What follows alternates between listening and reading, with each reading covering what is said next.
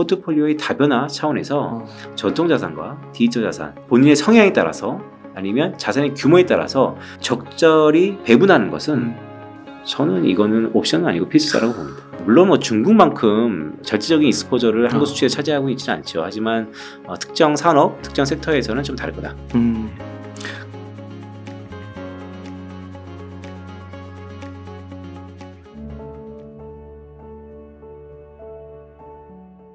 브릭스가 선을 넘고 있다는 그런 건가요? 두 가지죠.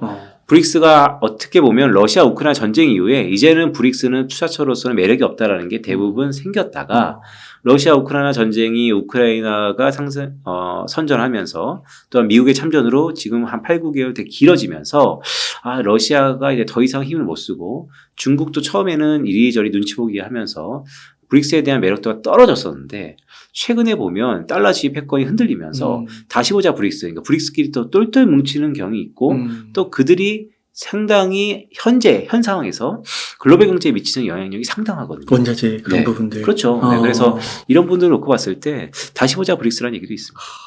그러니까 이게 미국이 지금은 이게 어떤 세력 균형 속에서 뭐 이렇게 보고는 있는데 그러다 갑자기 어떤 미국의 이제 범접하는 뭐 예를 들면 중국이 뭐 패권을 장악한다거나 그쵸.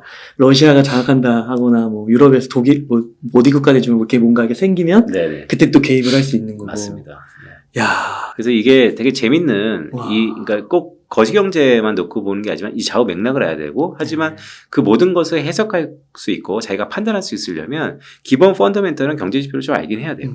그런 의미에서 좀 낸 거고 여기서 이제 또 오늘 얘기가 나왔으니까 또 재밌는데 하나 더 들어가는 건 자 그래서 우리의 판단은 한국의 판단은 어떨까? 그러니까 미국은 경기 침체, 중국은 약간 회복 단계고 이런 패권 속에서 더구나 미국의 안보 자산이 페트롤에서 세미컨덕터로 바뀌는 이 가운데 한국은 가장 미국의 안보 자산이 한국에서는 생존 자산이에요. 우리는 반도체가 없으면 생존이 위협받잖아요. 맞아요. 2차 전지는 아직 태동이고. 맞습니다. 그러니까 이 생존 자산을 갖고 있는 우리는 어떻게 해야 되는가? 공교롭게 아마 저 작가님이 뭐 저는 되게 빨리 업로드 시켜주시는데 다음 주에 한미 정상회담 있어요. 네. 공교롭게 타이밍이 딱 그렇죠. 또 지금의 윤석열 정부의 발언이 주변 국가들이 또 경고의 메시지를 드리고 이런 것들이 예사롭게 남의 일이 아니다. 네, 경제가 뭐 경미라는 얘기도 있지만 남의 일이 아니다. 네. 그러면은 조금 더 그 한국 경제에 포커싱을 맞춰서요. 미국 경제는 아까 경기 침체 초기 그리고 진행 중이고 시간이 갈수록 좀 붉어질 수 있다고 말씀해 주신 거고 중국 경제는 위기 속에서도 회복 좀 말씀을 해 주셨는데 한국 경제는 막 무역 수지 적자가 1년 넘게 막 지속되고 있고 또 증시는 또 괜찮은 것 같기도 하고요. 좀 어떻게 보고 계세요? 이게 참 힘들어요. 근데 일단 여기서 하나 짚고 넘어간 건 자, 미국의 경기 침체 정도와 기간과 폭이 어느 정도 될 거냐? 중국의 회복의 속도와 폭이 기간이 얼마 정도 될 거냐에 따라서 한국 경제가 달라집니다. 그래서 사실 지금은 경기 침체가 오는가 중국이 회복하는가에 대해 포커스되어 있지만 매크로를 보는 저 입장에서 보면 사실 그렇게 됐을 때 그 기간과 폭에 더 리서치를 하고 있건 사실이에요. 그런 게 하고 있건 사실입니다. 하지만 지금 말씀드리고 싶은 거는 자, 한국 경제 괜찮냐? 안 괜찮죠. 안 괜찮아요. 네, 왜냐하면 이미 IMF, OECD, 월드뱅크가 수정 경제 전망을 1년에 4번씩 합니다. 이 책에도 나와 있는데 자 그런데요 유독 글로벌 경제 성장률이 상향 조정됐어요. 이전보다. 이유는 중국이 회복했으니까. 그러면 예전 같으면요. 중국이 1% 정도 성장했다면 한국은 그보다 훨씬 더 베타가 컸어요. 탄력성이 컸단 말이죠. 그렇구나. 중국의 회복이 한국 이퀄 항등식이었어요. 회복. 그런데 유독 이번에는요. 중국 성장률 상향 조정, 글로벌 경제 성장률 상향 조정, 한국은 하향 조정. 네, 한국은 오히려 계속해서 깎고 있어요. 이게 의미하는 게 무엇이냐. 이전하고 뭔가 바뀌었다는 거예요. 중국이 회복해도 한국이 회복할까? 아니면 회복 못할 수도 있어? 바뀌었다는 겁니다. 여기에 경각심이 있고 더 나가서 말씀 주셨던 것처럼 무역 수지가 계속해서 적자예요. 최대 수출처인 반도체가 중국향 25% 이상의 중국향이 안 팔리는 거죠. 네, 이게 보면 문제가 있다. 그게 여지없이 지금 가격 변수에 나타나고 있습니다. 뭐에 나타나냐면요. 뭐에 나타나냐면 달러 약해요. 원화 약해요. 이상하잖아요. 환율은 상대적인 건데. 그러게요. 네, 금리차 물가차 상대적인 겁니다. 한쪽이 약하면 한쪽은 강해야 돼요. 한쪽이 강하면 한쪽이 약해야 되고. 달러는 약합니다. 원화도 약합니다. 무역 출자 쌓이니까. 그렇죠. 네. 그리고 한국을 바라보는데 외국인 입장에서 뭔가 예사롭지 않다는 거죠. 가계부채 내관도 그렇고 뭔가 이 미중 간의 갈등에서 다시 한번 한국이 뭔가 좀 위험해 보이고 네, 이런 것들이 그렇구나. 저는 상당히 좀 경각심이 있게 봐야 된다. 말씀 주셨던 것처럼 그럼 주가는 왜 좋냐? 제가 요즘에 고객들 만나보면 우리 모두 에코 정장, 네. 에코닉스, 에코 카카오, 뭐 내 모든 주식에 에코했으면 좋겠다, 뭐 이런 것처럼 에코 프로그램 관련된 어떤 2차 전지의 특정 산업을 제외하고 올해 반등의 수익률 폭을 보면요, 그렇게 또 크게 크다라고 할 수는 없어요. 제외하고 보면요. 네, 그래서 주가는 그럼 왜 좋았냐에 놓고 봤을 때 저는 글쎄요, 삼성전자의 감익, 더 나아가서 우리나라의 그 무역 수지의 적자의 행복 이런 거 봤을 때 결국 외환 시장에서 모든 게 시작됐고 외환 시장에서 모든 게 끝나더라라는 제 조그만 소견이 있습니다. 외환 시장의 원화 약세는 계속해서 약해요. 만약에 주식 시장이 이러한 불안감을 안고 계속해서 추세적 반등을 할 거라면 환율이 안정될 겁니다. 근데 제가 아는 툴에서는 환율이 안정되려면 돌아서는 몇 가지 경제 지표들이 있는데요. 아직 좀 요원해 보여요. 그래서 그러면 반대로 주식시장이 너무 과열된 거 아닌가에 대한 해석을 조심스럽게 할 수밖에 없는 것이죠. 그러니까 이게 다른 섹터에 비해서 한 섹터에 너무 몰린 것 같기도 하네요. 네. 그러니까 물론 성장 산업에 열광하는 건 당연합니다. 또 그렇게 해야 되는 것이고요. 또 새로운 판을 그릴 수 있어야 되는 것도 사실이고요. 또 새롭게 봐야 되죠. 왜냐하면 미국이 리쇼어링을 하면서 얼마나 또 배터리와 전기에 대한 수요가 많겠습니까? 이거는 그냥 성장성은 오케이예요. 하지만 그 10년의 성장성이 지금 다 반영되었다면 어떻게 할 거냐에 대한 이제 밸류에이션에 대한 우려가 있는 것이고요. 근데 그런 걸 차치하고 그냥 렛츠고 2차 전지라고 하는 것도 동일하겠지만 근데 문제는 환율이 예사롭지 않다. 이게 환율은 대부분 달러가 약하면 달러가 강하면 달러의 영향을 받는 게 대부분이지만 한국 고유의 이 경제 펀더멘털의 영향을 받는 부분이 너무 약해진 것 같다. 에 대해서 조금 좀 우려 섞인 성향이 있다. 그렇군요. 또 그렇게 말씀하시니까 오늘은 또 주가가 많이 빠졌더라고요. 그래서 뭐 이렇게 하루하루 이렇게 매칭하기는 좀 지나봐야 알겠지만, 좀 투자를 하는 데 있어서도 신중할 필요가 있고, 짚어주신 부분들 한 번 더 책을 통해서도 더 자세하게 공부하면서 짚어볼 필요도 있는 것 같고요. 그러네요.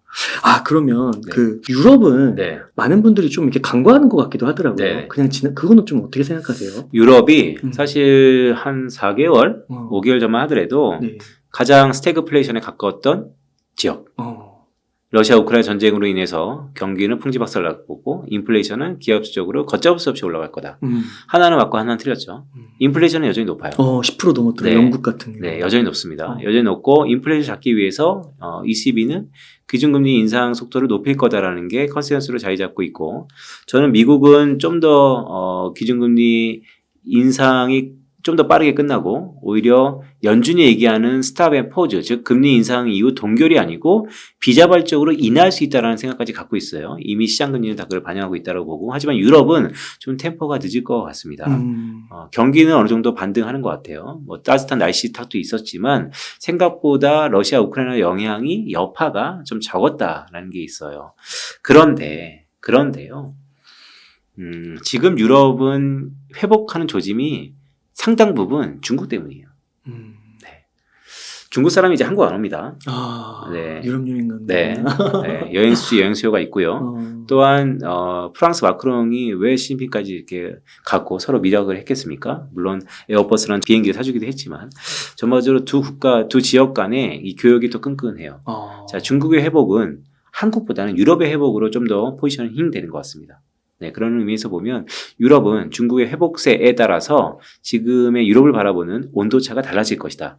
그러면 이제 기승전 중국의 회복세에 대해서 봐야 되는데요. 저는 중국이 회복하려면요. 특히 올해같이 소비 중심으로 회복한다라고 했을 때 중국이 괄목할 만할 정도로 소비가 잘 되려면요. 부동산이 살아나야 됩니다. 중국 부동산? 네. 중국 부동산 정책이 바뀌어야 돼요. 근데 지금 중국 부동산 공산당이 정책이요. 옥죄는 거예요. 왜냐하면 부동산 터질 것 같아갖고 옥진 스탠스가 이어지고 있거든요. 그래서 중국 정부가 이 부동산을 완전히 풀어주지 않고선 중국의 소비 중심의 회복 속도는 아마 올해 1분기 데이터가 잘 나왔으니까 2분기까지 좋고 뭐 3분기 약간 주춤하고 막 하고 4분기에 약간 반등하겠지만 이게 그 회복 속도 폭이 또 기대감은 계속 올라갈 테니까요. 약간 또 그렇게 크지 않을 거다라는 생각도 조인세 갖고 있습니다. 그럼 우리가 한국인으로서 한국 경제에 네. 유럽이 영향을 미치는 거는 네. 미국이나 중국에 비교했을 때는 네. 덜하다고 볼 수도 있을까요? 한국이 좀 덜한데요. 근데 또 품목별로 달라고 산업별로 좀 달라요. 그리고 또 자동차도요. 이제는 독일 3사를 뛰어넘어서 이태리 수입 명품 차를 사는 거 아닙니까? 네. 그런 것처럼 특정 한국인들이 소비에서 또 유럽이 차지하는 비중도 상당 부분 또 있습니다. 네, 그래서 그런 부분도 놓고 봤을 때 물론 뭐 중국만큼 절대적인 익스포저를 한국 수출에 차지하고 있지는 않죠. 하지만 특정 산업, 특정 섹터에서는 좀 다를 거다. 그래서 미국과 중국과 유럽 이렇게 두루두루 보면서 네. 판단을 한다면은 조금 더 지금 어떤 뭐 투자에 있어서도 뭐 경제를 가늠하는 데 있어서도 어떤 사업을 하는 데 있어서도 경제 영향을 받는 거니까. 맞습니다. 굉장히 중요한 책을 써주신 것 같습니다. 이렇게 오늘 가이드라인을 주셔가지고 네. 이거 방송 딱 들으시고 책을 읽으면 네. 이거 좀 두꺼워요. 진짜 모든 내공을 녹여내신 네. 것 같은데 한 350페이지인 책 네. 좀 이렇게 수월하게 네. 읽으실 수 있지 않을까. 아유. 빈센트님 저 네. 마지막으로 한 가지만 좀 네. 여쭤보겠습니다. 아까 금 얘기해 주셔가지고 네. 금도 많이 오르긴 했는데 많이 연초 올랐죠. 대비해서 네. 비트코인 있잖아요. 네. 비트코인이 뭐 90%, 80% 막 이렇게 올랐다고 하더라고요. 최근에 좀 조정받았으니까 YTD 한 70%? 70%. 네, YTD 인적으로. 네. 이런 것도 좀 어떻게 해석할 네. 수 있는 그런 게 네. 좀 있을까요? 사실 크립토는 크립토 안에서의 내부적인 이슈들이 꽤 있어요. 네, 거래소에 대한 크레딧 이슈와 또 업그레이드 이슈 여러 가지가 있습니다. 그런데 그런 걸 차치해서 그냥 전통시장 의미에서 전통시장 참가자 의미에서 비트코인을 바라볼 때 이미 뭐 우리나라 부동산 시장도 지금 고점 대비 30%까지 하락하다가 20% 선에서 지금 매물대가 형성되는 것처럼 비슷하게 흐름이 형성되고 있어요. 그래서 큰 얼개를 놓고 봤을 때 바닥을 다지는 구간에 들어갔다라고 보시는 분들이 있고요. 또한 비트코인 또 반감기라는 게 있기 때문에 그거에 대한 기대도 있고 수급에 대한 조절이고 비용에 따른 차이니까요. 근데 그런 것도 있고요. 우리가 또 논했던 달러 패권. 네, 그 부분도 또 영향을 있고. 근데 이 모든 것들이 다 복합적으로 영향을 미쳤는데요. 지난해에 비해서 다 긍정적으로 미쳤어요. 네, 그래서 이 반등의 모멘텀이 좀 형성되고 있는 거 아닌가 이렇게 보고 있습니다. 그러면 저희가 이렇게 투자를 할 때 네. 주식도 주식이고 채권도 채권이지만 네. 뭐 금이나 뭐 원자재나 네. 뭐 진짜 비트코인까지도 네. 이렇게 소액 담는 거는 네. 어떻게 생각하세요? 어떻게 생각하세요? 저는 한 5%? 다음에도 좋을 것 같다? 네, 저는 변화는 항상 긍정적이다라고 생각하고 있고요. 자산 배분 매우 중요합니다. 자산의 규모에 따라서도 중요하지만 자산 배분은 거의 필수다라고 저는 말씀드리고 있고요. 왜냐하면 질 좋은 삶을 투자하기 위해서 우리가 재테크를 하는 건데 너무 한쪽으로 몰빵해서 부자가 될 수는 있겠죠. 하지만 거기에 대한 스트레스와 또한 무너지는 뭐 밸런스들을 놓고 봤을 때 자산 배분이 매우 중요하고요. 근데 이 자산을 배분할 때 굳이 전통 자산뿐만 아니고 새로운 자산이 디지털 자산도 파이는 커질 거라는 것은 또한 합법이냐 불법이냐 논하기 전에 전통 자산 쪽으로 들어올 가능성이 높다라는 거, 그러니까 규제의 범위 안에 들어올 가능성이 높다라는 것은 이것은 저는 뭐 시간 싸움이다라고 보고 있습니다. 따라서 그런 의미에서 보면 이 포트폴리오의 다변화 차원에서 전통 자산과 디지털 자산 적절히 본인의 성향에 따라서 아니면 자산의 규모에 따라서 적절히 배분하는 것은 저는 이거는 옵션은 아니고 필수다라고 봅니다. 그렇군요. 이게, 아까 그 중국 그 달러 패권 얘기 네. 너무 흥미로웠는데, 네. 이게 또 이렇게 투자의 개인적인 입장에서 투자에 있어서 네. 포트폴리오까지 연결이 되는 거네요. 네. 예. 그렇죠. 이제는 다 기승전 그래서 나의 자산의 포트폴리오를 지금 어떻게 할 거냐, 그럼 어떻게 하면 다음에는 어떤 액션을 또 할 것이냐를 대비하는 시대가 이제 자기한테 맞춤으로 자문과 컨설팅을 정당하게 피를 내고 받는 시대가 왔다라는 것이죠. 불확실성의 시대에 경제 지표는 답을 알고 있다. 진짜 오늘 말씀을 들으니까 네. 조금 이렇게 세계를 보는 네. 되게 혼란스럽고 뭐 이건 이거 갖고 다 이렇게 떨어져 있는 것 같고 이런데 네. 뭔가 이렇게 하나로 꿰뚫 수 있는 그런 인사이트 몇 개를 얻은 것 같아서 맞습니다. 귀한 시간이었던 것 같습니다. 제가 재밌었습니다. 네. 그럼 빈센트님 끝으로 네. 시청자님들께 혹시 뭐 강조하고 싶으신 말씀이나 하고 싶으신 말씀 일단 부탁드릴게요.